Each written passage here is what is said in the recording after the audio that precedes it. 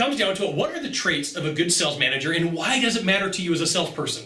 I'm Sylvan Bell. I'm coming to you live from Sacramento, California, on a perfect day to talk about sales and a perfect day to talk about you. So here's the thing, like there's all sorts of different sales managers out there. There's all sorts of different people out there, but the best of the best sales managers will go to bat for you when it's your turn. And not all the time does everything go perfect. There's times where you meet with somebody and things go wrong in the sales process, things happen, and for a reason, it didn't come out favorable.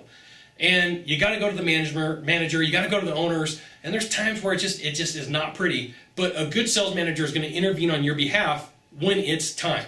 Not on every position, not on every situation. They're going to know, they have to be judicious about it, and they can't always pick every single one and be like, hey, I'm going to bat for my salespeople, right? But there's nothing worse than a really manipulative sales manager, that is worse, than a manager that won't stick up for you. And I've seen this in so many different industries where a salesperson will meet with a buyer and something happens and the manager has this belief that the customer's king, that there's nothing that can go wrong, there's no way that a client could ever screw up, right? But there's also times that a sales manager knows it's like timeout, right? As a buyer, you have some responsibilities and culpability in this too. All right, I got to stand up for my guy. This isn't the conversation they're going to have, right? But they're going to stand up for the salesperson and say, hey, look, I get it. I understand the situation, but as a buyer, you're wrong. As an owner, you're wrong. As a manager, you're wrong. My guy's right. And, if you're looking at what it takes for people to build true rapport, one of those things is trust.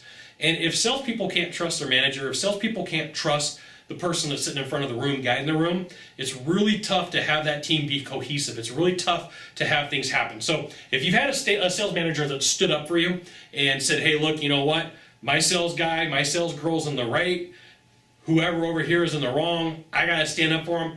Right? That's a good person to be around. If you've got that person in your life that is your coach, that is your mentor, that is your manager, whatever word you want to use, right? Whatever word you want to use at this point, make a note in the box below. Hey, look, my manager stood up for me. There's been times where, things have gone sideways that I have screwed up in the sales process and I got the butt chewing, as my dad used to call it. And there's been times where the buyer screwed up and the sales manager stood up for me. And there's also been times where the sales manager didn't stand up for me, and that feels horrible, right? So a trait of a good sales manager is they're going to stand up for their employee, for the person that they work for, and take care of them. So you got one thing to do from here. Just one thing. Find the subscribe button and click on it. Every time I send out a video, you'll get an update that says Scott Bell Consultants sent out a video as long as you click on the bell. We'll see you soon. Thanks for dropping by. Aloha.